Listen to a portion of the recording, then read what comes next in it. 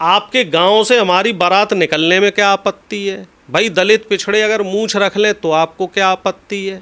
दलित पिछड़े अगर घोड़ी पे बैठ लें तो आपको क्या आपत्ति है? दलित पिछड़े अगर बुलेट पे बैठ लें तो आपको क्या आपत्ति है? दलित पिछड़े अगर बड़ी बड़ी यूनिवर्सिटी में पढ़ने जाएं, विदेश में पढ़ने जाएं तो आपको क्या आपत्ति है? और दलित पिछड़े अगर आईएएस अफसर बन रहे हैं, बिजनेस कर रहे हैं तो आपको क्या आपत्ति है? हमें भी मुख्य धारा में आने दो, आप हमारा खुले दिल से स्वागत करो, हम आपका खुले दिल से स्वागत शुरू से कर रहे हैं, हमें तो कोई आपत्ति नहीं है। भाई अगर आप हमें हिंदू मानते हो तो क्या हम सिर्फ आपकी गुलामी करने के लिए हिंदू हैं? क्या हम मुसलमानों के खिलाफ लड़ने के लिए हिंदू हैं? क्या हम आपका राजनीतिक और सामाजिक स्वार्थ पूरा करने के लिए हिंदू हैं? क्या हमें मंदिर का पुजारी बनने का अधिकार नहीं? क्या हमें शंकराचार्य बनने का अधिकार नहीं? क्या हमें यूनिवर्सिटी में प्रोफेसर बनने का अधिकार नहीं है? क्या हमें मीडिया हाउस चलाने का अधिकार नहीं है? क्या हमें सुप्रीम कोर्ट हाई कोर्ट में जज बनने का अधिकार नहीं है? क्या हमें आईएएस पीसीएस अधिकारी बनने का अधिकार नहीं है? जब हम देश में, इसी देश में रह रहे हैं तो हमें देश के संविधान के हिसाब से हर उस चीज़ का अधिकार है जिसको जो आपको है। तो टकराव की स्थिति हमारे देश में जो मनवादी विचारधारा के जो नेता हैं और जो मनवादी विचारधारा के जो धर्मगुरु हैं, ये लोग टकराव की स्थिति पैदा कर रहे हैं। देश के इतिहास को अगर समझेंगे तो हमारे देश में जो मुस्लिम लोग हैं वो लगभग 1000 साल से हैं, लेकिन कभी भी धर्म खतरे में नहीं रहा।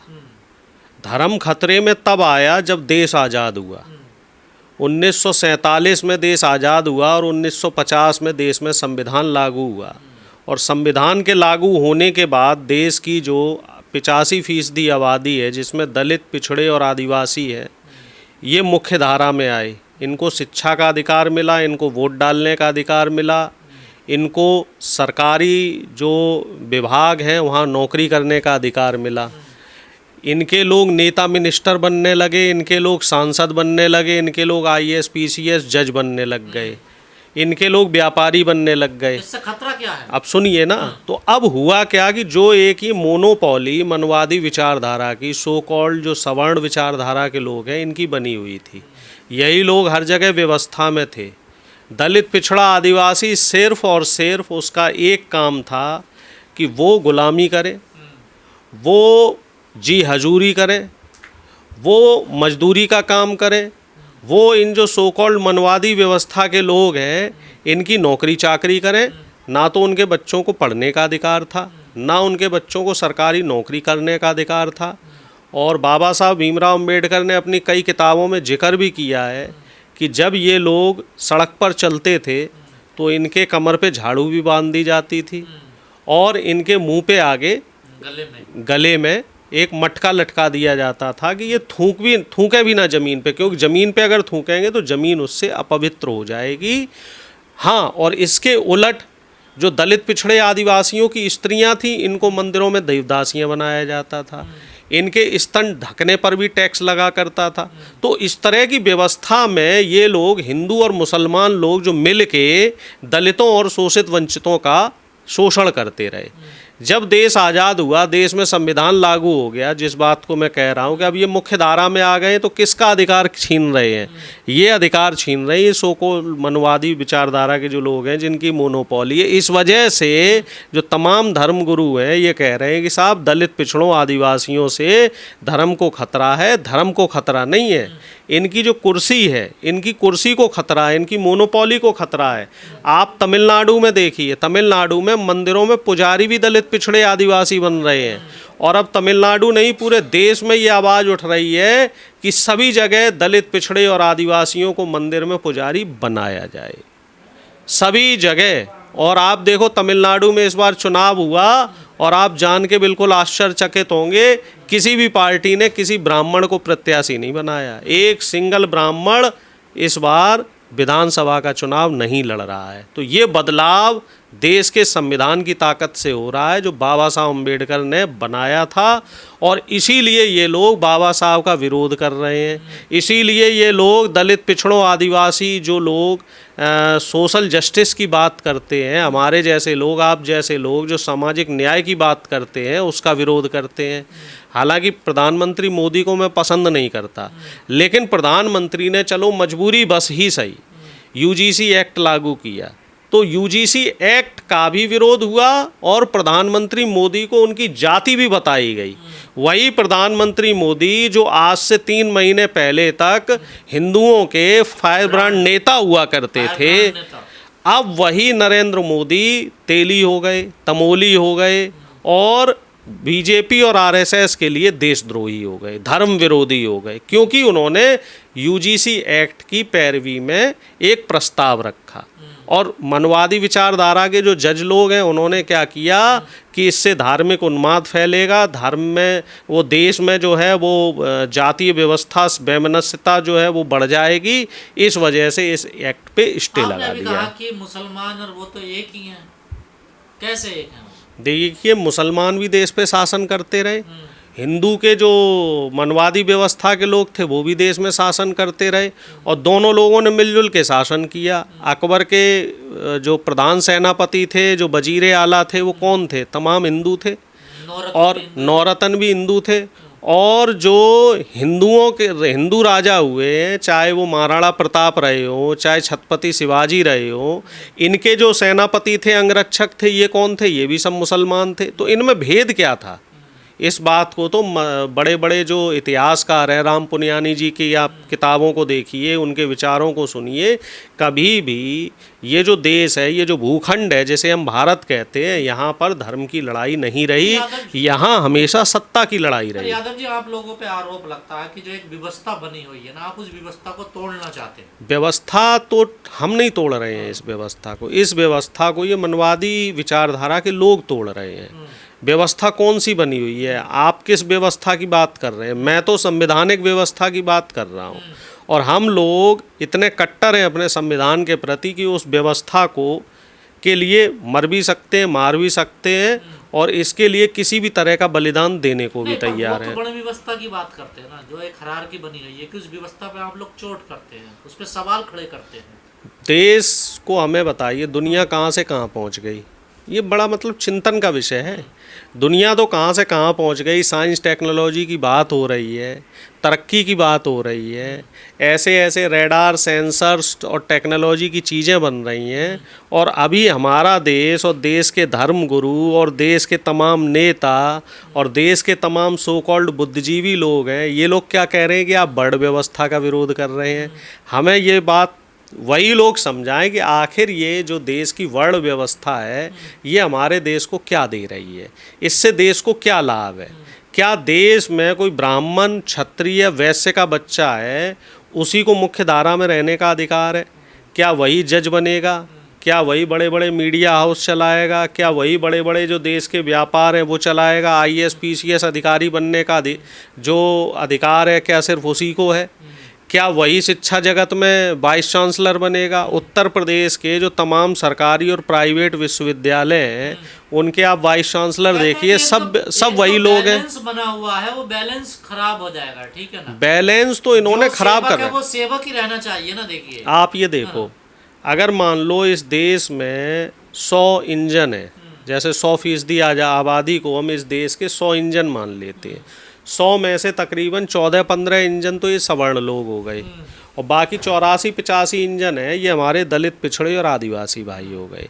अब ये जो 15 इंजन है, इनको तो आप भरपूर ईंधन दे रहे हो, तेल दे रहे हो, इनकी टाइम से सर्विसिंग हो रही है, लेकिन जो देश के 85 इंजन है, इनको ना तो तेल मिल रहा है, ना ईंधन मिल रहा है, ना इनकी सर्विसिंग हो रही, ना इनकी देखभाल हो रही, ना इनकी साफ़ सफाई हो रही, तो फिर देश कैसे तरक्की करेगा?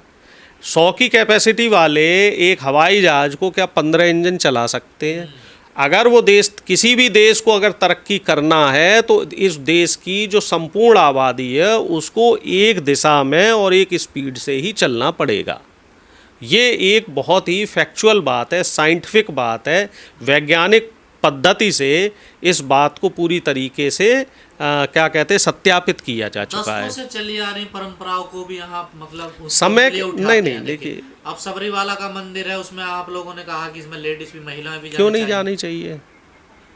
जब साइंस ने किसी भी चीज़ को मान्यता दे दी है, जो माहवारी वाली बात होती है, तो उसको जब साइंस ने मान्यता दे दी कि वो नेचुरल प्रोसेस है, तो सबरीमाला मंदिर में भैया क्या दिक्कत है? समय के साथ चीज़ें बदलती हैं। पहले हम लोग जंगल में रहते थे, कंदमूल फल खाते थे, जानवरों को कच्चा खा जाते थे, फिर आग का आविष्कार हुआ, भोजन पका के खाने लग गए, फिर कपड़ों का आविष्कार हुआ, फिर मकान बने, फिर शिक्षा दीक्षा होने लगी, फिर आगे टेक्नोलॉजी को हमने अडॉप्ट किया।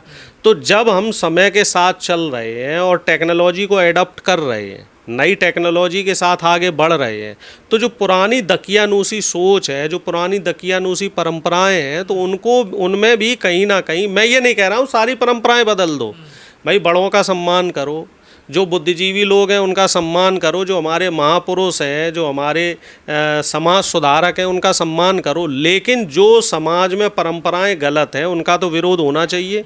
अब 2-3 परंपराएं मैं आपको बता रहा हूँ जो गलत है। पहली परंपरा जो गलत थी वो थी आपकी बाल विवाह, है ना। बाल विवाह हमारे देश की परंपरा थी, अब वो बाल विवाह एक्ट भी लगा और वो बंद हुई। फिर सती प्रथा एक परंपरा हुआ करती थी जिसमें पति की मृत्यु के बाद उसकी पत्नी को जिंदा जला दिया जाता था, ये भी एक बहुत गलत थी। तमाम मंदिरों में देवदासी प्रथाएं थीं, तो इन देवदासी प्रथाओं में क्या था कि जो अबोध बच्चियाँ होती थी 8-8 साल की, 10-10 साल की, उनको वहाँ पे दासी बना के रखा जाता था। और मंदिर के पुजारी, मुझे कहना नहीं चाहिए चूँकि मेरे धर्म की बात है, लेकिन अब कहने पे विवश है चूँकि टॉपिक ऐसा है। एक प्रथा और थी शिक्षा का, शिक्षा को लेके कि शिक्षा का अधिकार सिर्फ चंद चुनिंदा जो संभ्रांत लोग हैं उन्हीं को था। और इवन उन संभ्रांत लोगों के घर में जो महिलाएं थीं, उन महिलाओं को भी शिक्षा का अधिकार नहीं था। वो जब महिला विधेयक बाबा साहब अम्बेडकर ने पारित करवाया 1950 में, तब वो महिलाओं को भी शिक्षा का अधिकार हुआ। तो इस तरह की जो व्यवस्थाएं हमारे देश में व्याप्त रहीं, जिसमें दलितों को घोड़ी पे चढ़ने का अधिकार नहीं है, और वो उसको लेके अभी भी समाज में द्वंद्व चलता है। दलित कहीं डीजे बजा ले, अभी बाबा साहब भीमराव अम्बेडकर की जयंती होगी और उस पर हमारे दलित, पिछड़े और आदिवासी भाई डीजे बजाएंगे, तो उस पर इन मनवादियों को दिक्कत होगी। और वहीं रामनवमी पे जब डीजे बजता है तो उसमें 90% दलित, पिछड़े और आदिवासी भाई उस डीजे में शामिल होते हैं। जब हम आपके तीज त्योहारों में शामिल हो रहे हैं, जब भगवान में हम भेद नहीं कर रहे, हम ये कह रहे हैं कि राम आपके हैं तो राम हमारे भी हैं, अगर कृष्ण आपके हैं तो कृष्ण हमारे भी हैं। तो बाबा साहब अम्बेडकर अगर हमारे हैं तो बाबा साहब अम्बेडकर को आप लोग क्यों नहीं स्वीकार कर रहे हैं? ज्योतिबा फुले साहब को आप क्यों नहीं स्वीकार कर रहे हैं? माँ सावित्रीबाई फुले को आप क्यों नहीं स्वीकार कर रहे हैं? रखे जा सकते हैं, पर स्थिति तो टकराव की बन जाती है ना। देखिए, नहीं बननी चाहिए, हमारी तरफ से तो नहीं बनती। जब आप समझिए आप कि जब नवरात्रे पे शोभा यात्राएँ निकलती हैं, जब दशहरा पे रावण दहन होता है ना, और जब अभी सावन का महीना चलेगा तो उस पे ये कावड़ें ढोई जाएंगी, तो उसमें हम जब शामिल हो रहे हैं और तन मन धन के साथ शामिल हो रहे हैं, तो हम तो बिखराव नहीं कर रहे, हम तो टकराव नहीं कर रहे। तो टकराव आपकी तरफ से क्यों हो रहा है? जब हमारे घर में शादियां होती हैं दलित पिछड़ों के घर में, तो हमें डीजे बजाने में आपको क्या आपत्ति है? आपके गांव से हमारी बारात निकलने में क्या आपत्ति है? भाई दलित पिछड़े अगर मूंछ रख लें तो आपको क्या आपत्ति है? दलित पिछड़े अगर घोड़ी पे बैठ लें तो आपको क्या आपत्ति है? दलित पिछड़े अगर बुलेट पे बैठ लें तो आपको क्या आपत्ति है? दलित पिछड़े अगर बड़ी बड़ी यूनिवर्सिटी में पढ़ने जाएं, विदेश में पढ़ने जाएं तो आपको क्या आपत्ति है? और दलित पिछड़े अगर IAS अफसर बन रहे हैं, बिजनेस कर रहे हैं, तो आपको क्या आपत्ति है? हमें भी मुख्य धारा में आने दो, आप हमारा खुले दिल से स्वागत करो, हम आपका खुले दिल से स्वागत शुरू से कर रहे हैं, हमें तो कोई आपत्ति नहीं है। भाई अगर आप हमें हिंदू मानते हो तो क्या हम सिर्फ आपकी गुलामी करने के लिए हिंदू हैं? क्या हम मुसलमानों के खिलाफ लड़ने के लिए हिंदू हैं? क्या हम आपका राजनीतिक और सामाजिक स्वार्थ पूरा करने के लिए हिंदू हैं? क्या हमें मंदिर का पुजारी बनने का अधिकार नहीं? क्या हमें शंकराचार्य बनने का अधिकार नहीं? क्या हमें यूनिवर्सिटी में प्रोफेसर बनने का अधिकार नहीं है? क्या हमें मीडिया हाउस चलाने का अधिकार नहीं है? क्या हमें सुप्रीम कोर्ट हाई कोर्ट में जज बनने का अधिकार नहीं है? क्या हमें IAS PCS अधिकारी बनने का अधिकार नहीं है? जब हम देश में, इसी देश में रह रहे हैं, तो हमें देश के संविधान के हिसाब से हर उस चीज़ का अधिकार है जो आपको है। तो टकराव की स्थिति हमारे देश में जो मनवादी विचारधारा के जो नेता हैं और जो मनवादी विचारधारा के जो धर्मगुरु हैं, ये लोग टकराव की स्थिति पैदा कर रहे हैं। देश का संविधान कभी भी नहीं चाहता कि देश की आबादी, जो इस देश में 150 करोड़ लोग लगभग रह रहे हैं, उनमें कभी टकराव पैदा हो।